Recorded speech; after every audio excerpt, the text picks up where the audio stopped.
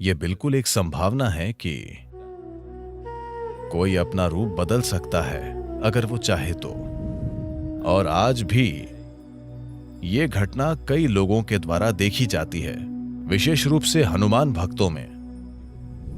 तंत्र विज्ञान के कई पहलू हैं।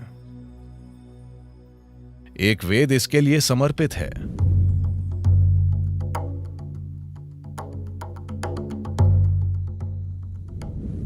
बचपन से ही मैंने हनुमान के बारे में सुना है। किस बारे में? हनुमान। हनुमान। मैंने ऐसा सुना है कि हनुमान जब चाहे विशाल रूप धारण कर लेते थे, वो उड़ा करते थे, वो बहुत छोटे भी बन जाते थे, जैसे वो अपने शरीर को बहुत छोटा कर लेते थे। क्या ये सच था या केवल कोई कल्पना थी, या कोई प्रतीक, या वैसा कुछ था? धन्यवाद। किसी व्यक्ति का छोटा या बड़ा होना या उड़ना या कुछ और करना, क्या ऐसी संभावना है? संभावना बिल्कुल है। ये हकीकत है। ऐसा इस देश में, इस संस्कृति में काफी प्रचलित था, लेकिन इसे अच्छा नहीं माना जाता था। लेकिन कहीं और इसे अच्छा माना जाता था, खासकर मूल अमेरिकी संस्कृतियों में। वहां शैमनिज्म यानी ओझा धर्म की एक पूरी परंपरा मौजूद है, जहां ये आज भी वहां ये बातें आम हैं कि कैसे एक मूल अमेरिकी ओझा एक चील बन जाता है, एक मक्खी बन जाता है, एक भेड़िया बन जाता है, खुद को किसी दूसरे रूप में बदल लेता है और वहां चला जाता है, और ये सब। So these are not just stories, it is very much a possibility. तो ये सिर्फ कहानियां नहीं हैं, ये बिल्कुल एक संभावना है कि कोई अपना रूप बदल सकता है अगर वो चाहे तो। ध्यान लिंग में एक पैनल है जहां किसी ने खुद को एक ऐसे रूप में रूपांतरित किया था जो किसी दूसरे व्यक्ति के लिए मायने रखता था। क्या आपने देखा है? आपको पता नहीं था? तो लोगों का अपनी सुविधा के अनुसार वो जैसा चाहे वैसा रूप ले लेना, ये कोई नई बात नहीं है या ये कोई अनसुनी बात नहीं है। दुनिया के लगभग हर हिस्से में ये मौजूद है। इन दिनों खासकर इसका एक बड़े पैमाने पर प्रचार किया जा रहा है उत्तर अमेरिकी और दक्षिण अमेरिकी ओझाओं के बारे में। About shamans. ओझाओं का चील बन जाना और भेड़िया बन जाना, ये दो रूप उनके लिए बहुत आम हैं। यहाँ ये कोई अनसुनी बात नहीं थी, लेकिन हमारी संस्कृति में इसे अच्छा नहीं माना जाता था। वहाँ इसे अच्छा माना जाता है क्योंकि ये आध्यात्मिकता नहीं है, ये तंत्र विद्या है। यहाँ हमारे तंत्र वैज्ञानिक, I call them scientists because they are that kind. मैं उन्हें वैज्ञानिक इसीलिए कहता हूं क्योंकि वे उसी तरह के हैं। वे खुद को पक्षी या जानवर में बदलने की तकलीफ नहीं उठाते क्योंकि इसमें खतरा है। एक सुंदर कहानी है जिसमें उस ऋषि का क्या नाम है जिन्होंने निगल लिया था? क्या आप जानते हैं मैं किसकी बात कर रहा हूं? अश्विनी कुमार, और वो उनके पास कुछ सीखने गए थे। शुक्लाचार्य।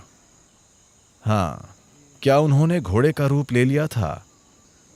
अश्विनी कुमारों ने घोड़े का रूप ले लिया था और उन्होंने क्या निगल लिया था? शुक्लाचार्य को, मेरे ख्याल से। तो एक पूरी बड़ी कहानी है जो शायद महाभारत का ही एक हिस्सा है। ये कृष्ण अवतार से जुड़ी कहानी ज्यादा है। तो इतिहास में इस तरह की कई घटनाएं मौजूद हैं, और लेकिन इसे चीजें करने का निचले स्तर का तरीका माना जाता था, क्योंकि जब आप कोई और रूप ले लेते हैं तो इस शरीर को सुरक्षित रखना होता है और इसका हमेशा दुरुपयोग हो सकता है।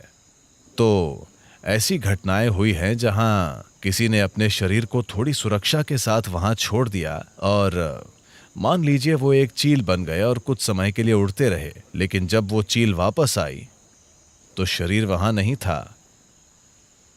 तो अब वो चील क्या करेगी? चील आकर यहां बैठती है और कहती है, मैं एक योगी हूं। दयनीय स्थिति है ना।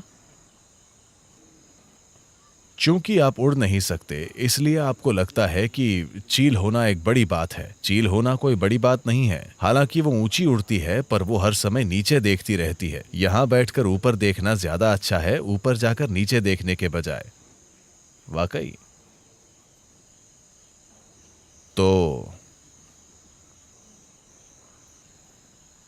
यहां तंत्र वैज्ञानिकों ने दूसरी तरह के तरीके विकसित किए, यानी वो खुद कोई दूसरा रूप नहीं लेते, वो दूसरे रूप चुनते हैं और उन्हें ऐसा बना देते हैं कि वो एक खास तरह से काम करें।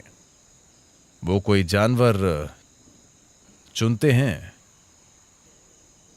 आमतौर पर एक जानवर जिसका बहुत इस्तेमाल होता है वो है मुर्गी। अरे, आपको लगता है कि वो बेकार चली गई? तो वे उसके जीवन को, वो मुर्गी जवान और जीवंत होनी चाहिए, न कि पकी हुई। तो मुर्गी की जान निकाल दीजिए और उस जीव रूप का उपयोग अपने कुछ काम करवाने के लिए कीजिए।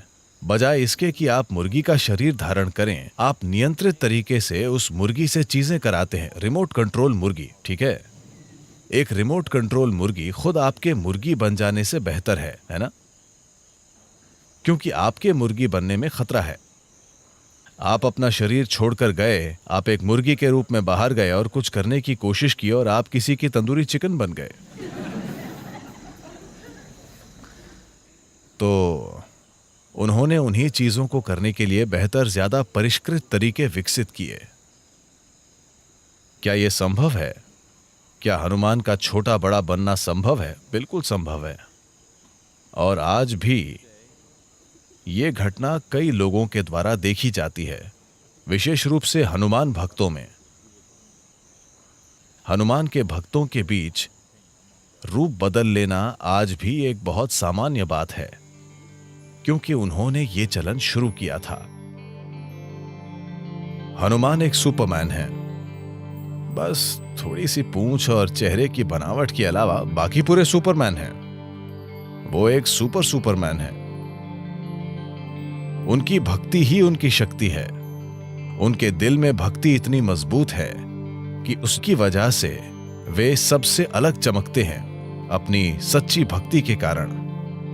तो भले ही आप एक बंदर हों, अगर आप एक भक्त हैं तो आप अपने बंदरपन के परे जा सकते हैं और कुछ असाधारण बन सकते हैं। यही हनुमान की कहानी है। अगर आप एक गधे भी हों तब भी यह काम करता है। तो